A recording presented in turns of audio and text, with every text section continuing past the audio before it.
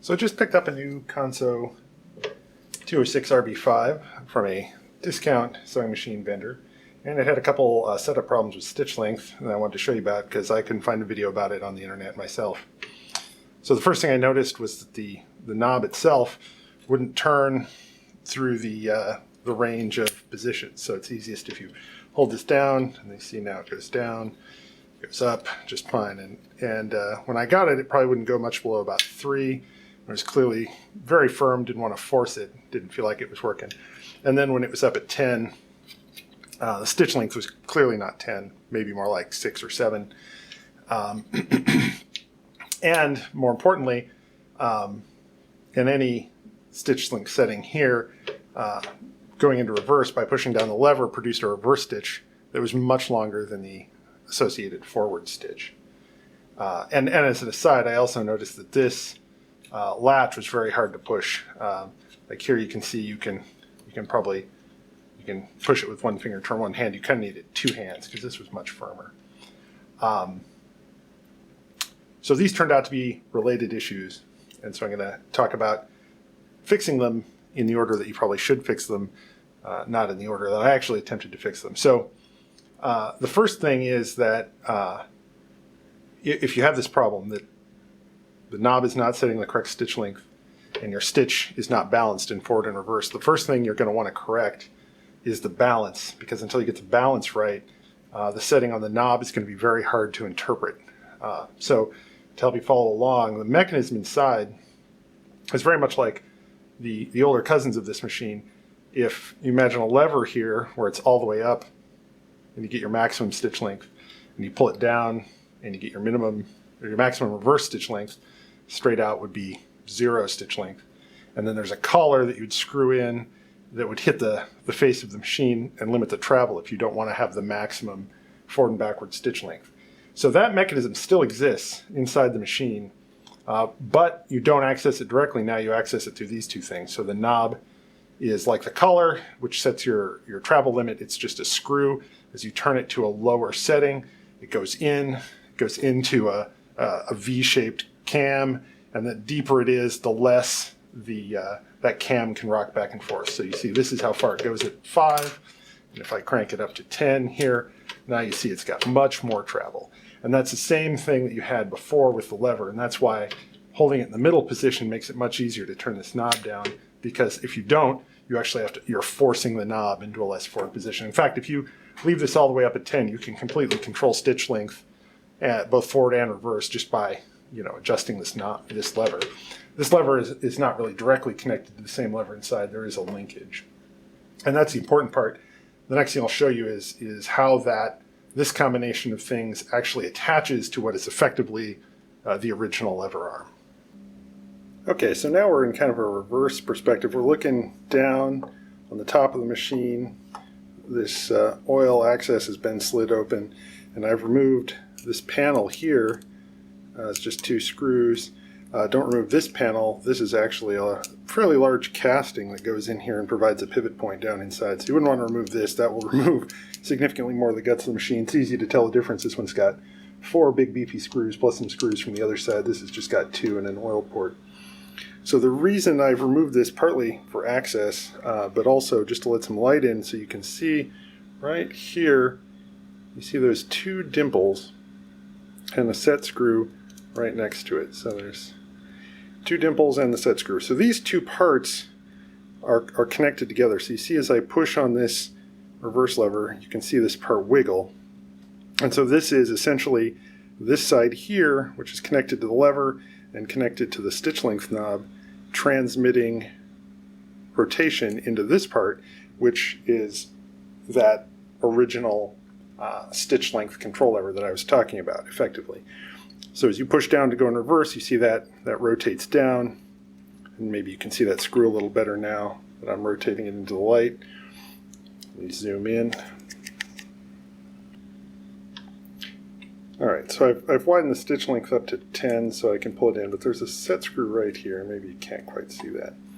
But if you loosen that, then you can disconnect this coupling right here, and that's what translates the motion of the stitch length knob and the reversing lever into actual control of the stitch length. And so if this is offset, then you can imagine when you, let's say you put the stitch length at 0, what would happen is instead of actually going 0, if this is offset one way, your 0 setting would go forward a little bit. And if it's offset the other way, your 0 setting would actually go somewhat in reverse. And that was the case with this machine when it was new out of the box. The knob would only turn down to about 3. That was actually 0 inside the machine because of a problem with the knob I'll talk about. And in that setting, it was going backwards by 2 millimeters or so every stitch instead of stationary. So what you need to do to adjust that is you just loosen the screw, and then you'll be able to freely rotate these two. And as you can see from the divots, I believe in the factory they were supposed to adjust this and then mark so that they would line up. You can see that my adjustment now, and this machine is correctly adjusted now, that doesn't line up. It was pretty easy to decide to adjust this actually because even from the factory it didn't line up. It just didn't line up in a different way. So once you loosen this, you'll be able to rotate these independently and adjust. So what you want to do is pick a stitch length somewhere, and your goal is going to be to balance it so that that forward stitch length and reverse stitch length are the same.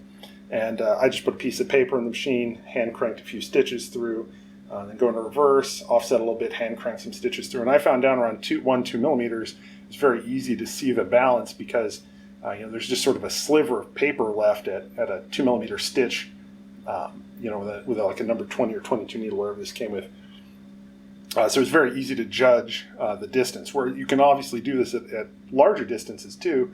It's just you're going to have to take the paper and measure it more carefully.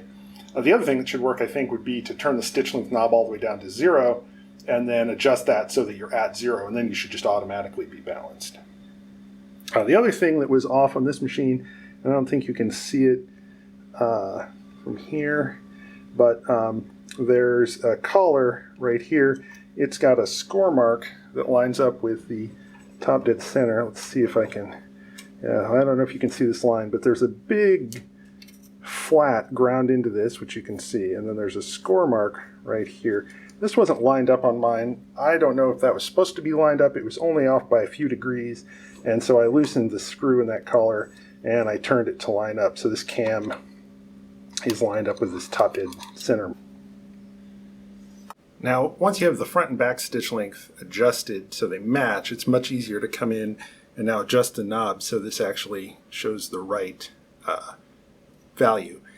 The front plate is keyed, can only match up with this plastic knob one way, so that's not what you want to adjust. If you look right back here, there's an interface. This is the metal screw, just the front of it, and then right there there's a toothed front on the screw, and then there's a toothed part on the back of this knob, and then they're just held together by the screw very tightly. And if they're not tight enough, then when you turn this, especially against resistance, like I said, there's less resistance if you relieve the tension by pushing down on this lever first.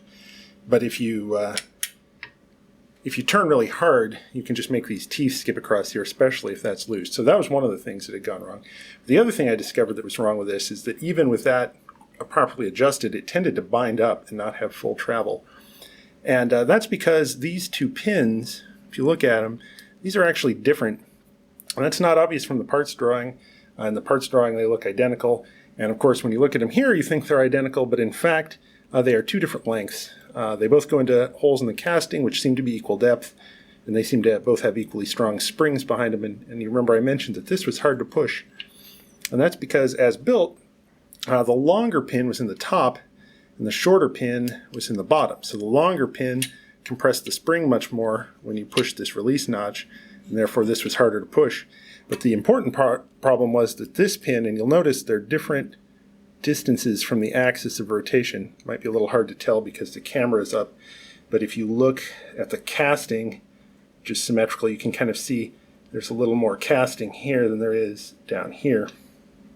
And that's because this pin actually engages an outer groove in this wheel, and that's what is setting the total limit of travel. So that's what keeps you from unscrewing past 10 or screwing in past 0, is this pin through a mostly empty channel in the outside that just has a little block as you hit the limit.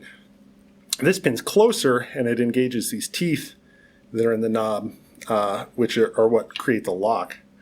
And so with the shorter pin in the bottom, you can also see that this bottom pin is sticking out farther to do its job. This one is held back by this guy, and this one has to stick out farther, reach past these teeth and into this groove.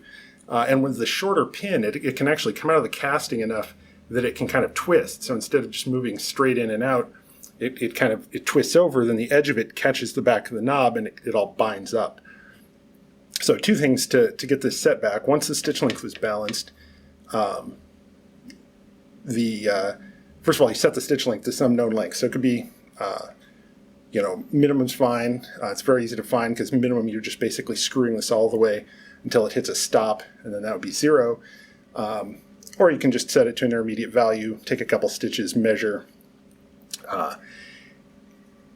Once you take this screw off, I had to swap these two pins and then put the whole assembly back together, line it up so that the stitch length was correct, and then tighten this up. And then you want to hold this knob. You got to get this pretty snug because you don't want it to slip on there. And so with that, now the knob sets the proper stitch length by limiting the travel of this mechanism, and then the rotation from this mechanism is transmitted through that adjustment we made and actually sets the travel of the feet. So that was all the only problem I had with this. The only other thing you might run into is if your top and bottom feet, for example, didn't move the same amount, which would also be a stitch length problem. I believe, although I didn't have to adjust it, I believe that is down here on the bottom of the machine, right down here. I believe that's set by adjusting the position of this in this slide. So there's a nut back here you can't see. And I think if you move that back and forth, that's going to change the ratio of top to bottom foot feed. And obviously, if your top and bottom foot feed are inconsistent, it's going to be really hard to set your stitch length because feed distance is going to be set by how the feet move. But that one I didn't touch because it was fine.